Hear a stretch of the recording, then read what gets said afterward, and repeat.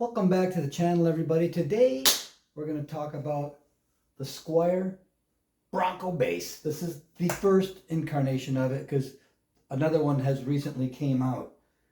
But we're going to talk about this. We will talk about the differences with the newer bass, and I'm going to give it my review, if you will, and maybe some possible mods and the differences between this bass and the new bass, the sonic bass. So let's go. Off, away, Tonto. Well, a little bit of background first. The Bronco name came from a cheaper student guitar from the 60s, 1967 to 81, that Fender produced. It used the Mustang body in the neck. And it was like a cheaper student guitar. There was no Bronco bass in the 60s that I'm aware of. And the Bronco bass, like the one I have, they only came in two colors. They came in a Torino red and a black. And they have a maple neck, 19 frets, a 9.5-inch radius, 1.5-inch nut width up there, and a 30-inch scale. One single coil pickup, which appears to be a pickup out of probably a Squier, of course, right? Here's what it looks like from the back. So we've got a Squier strap pickup in there. So what? I don't think I'm going to even attempt to change it. I mean, not that I can't do it. It's simple to change pickup. But from what I've heard through my amp, I like the way it sounds. And I like the way the controls operate too. So they might not be the greatest pots in there. But I want, it depends on what comes out of there. What comes out of there seems to be more than the sum of these parts. Does that make sense? If you have a good amp, a lot of times, if you play this through a transistor radio type amp, it's going to sound terrible. But I have a decent Ampeg amp, and I like the way it sounds. So we're going to hear how it sounds with the original pickup from the Squier, or whatever it's from. So my review of the bass goes something like this. Before you get it set up, it sucks. It sucks. I mean, the action's high, the nut's not cut. It's like until you give it a nice setup. And I like to include a fret dressing, and I like to always use my fret rocker to find out if there's any tall frets. I like to eliminate them before I even dress the frets. And that's where you're going to get good low action. Now, as far as quality goes, this guitar had a very quirky neck, and I'll explain that to you. Okay, now there's a thing called relief in a neck, or some people call it bow. The strings are pulling on the neck, right? And it can cause the neck to pull down, to pull down from the string tension. So here, I've got this capo up here, and obviously a string under tension is a perfect straight edge, really. So I'm going to put my thumb here and I'm going to tap here so you can see how much relief there is. So you can see that let me get this right. You can see that there's almost none. See, you can just see a tiny bit of movement. Now, when I did it on the smaller strings, it had a whole lot. You can see there's still quite a bit more. I mean, you got to be careful because the diameter of the string will, play tricks with your mind, man. But it was way more here. I could get it dead straight on this E string, and then the G would still have relief. So I kind of, when I dressed the frets on this, I had to do some creative fret dressing, and I got my fret rocker out, and I, any fret that were a little bit taller than the rest, I, took care of them, and then I dressed the frets. So, I mean, that's why, if you look, the action on this bass is pretty good. Actually, it buzzes a little bit. It's a little bit low, but you can see I got the nut cut nicely, and the action over here at the 12th fret, it's still pretty low. Like I have a friend, and his daughter has a short scale Fender bass. I forget, it's got some guy's name on it. It's a really nice bass. The neck sucks on it. I tried to adjust it for him. It's oh my God. And it was such a neat bass too. I can't remember what the guy's name was, but it is a crappy bass. It plays terrible. This one plays way better, and this one still didn't have a really good neck on it, you know, with a slight twist in it or whatever it is. So the build quality, you know, like with these cheaper guitars, if there's 10 of them, you might find 5 or 4 that aren't so good, and you might find 3 that are okay, and you might find 2 that are really good, and they have really perfect straight necks. So, if, you know, my advice, if you're going to buy guitars, even cheaper guitars like this, if you can take them back, take them back. Get a guitar with a straight neck, because even a cheap guitar with a straight neck is going to play really good, especially after you set it up. So my review of it, for 150 bucks, I paid 70 for it.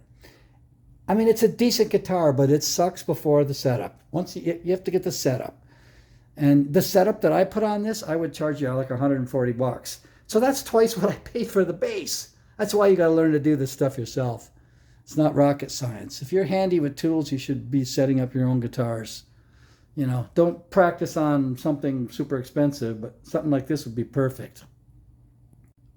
So build quality, my review about that, it's okay. It is what it is. It's a cheap bass. But there's one thing about this bass.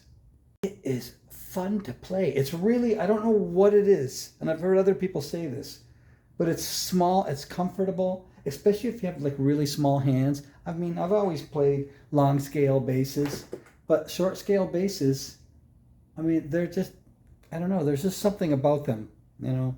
And most people will put like flat wounds on.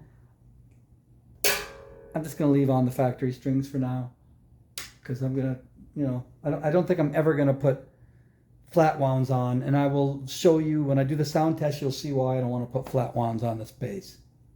But there are some differences between this and the newer Sonic version, which costs more money. Now it's up to $200, I believe. Okay, the new Sonic Squier is $209. But there's some cool things about that bass. There's a couple things that have been improved upon. Well, there's 3 that I can think of. It's got a different bridge. This bridge looks cooler, but it has a bridge with separate saddles for each string. So that's a positive thing. And it has cast tuners. Those 2 things. And it's got a bunch of colors, where this only came in the 2 colors. So here's what these basses look like.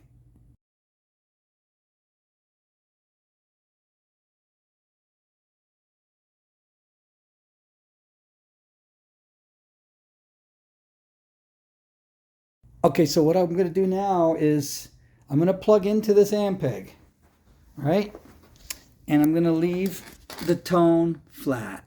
I'm going to leave the tone flat.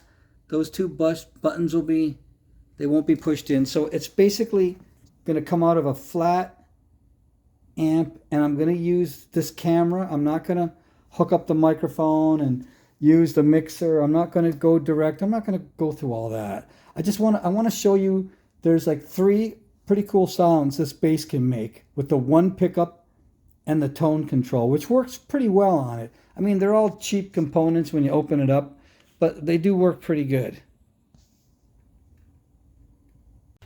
First, I want to show you how this tone works. So I got it at 10. I hope you can see that.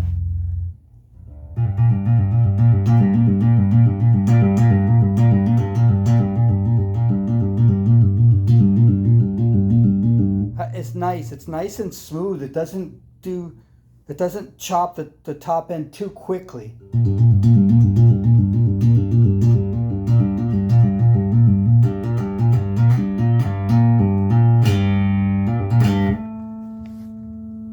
Okay, here's like your standard bass sound.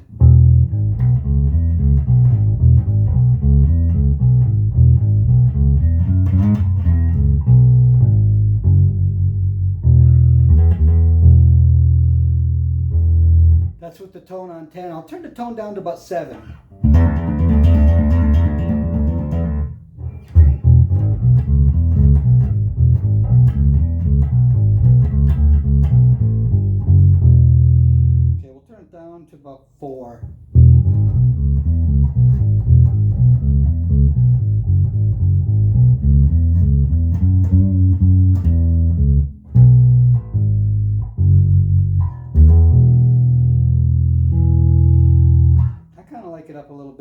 7.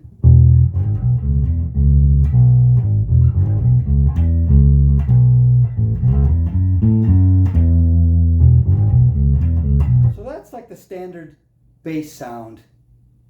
The next sound is more of a round wound, kind of a, you know, like whistle, Lee, Squier, that kind of thing. I mean, obviously it's not identical or anything, but that's the sound, the second sound. And instead of picking here, obviously it's more down here, so you can get your strings banging on the frets and really bring out the voice of the single coil Strat pickup and the round wound strings.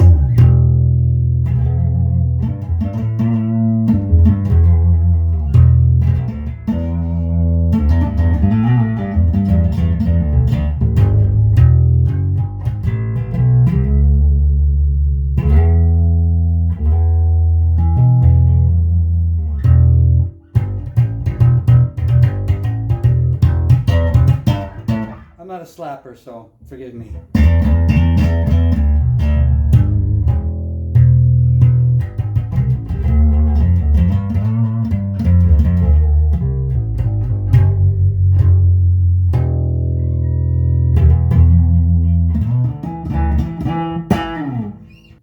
Okay, the third sound is a muted sound, and I use this part of my hand kind of resting on the strings. So instead of this, it's kind of like this.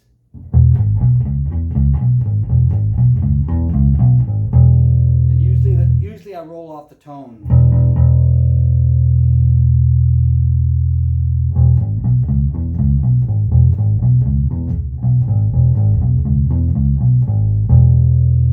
That's 5.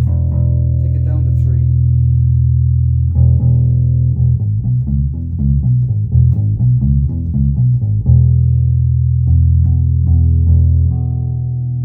All the way down just so you can hear it.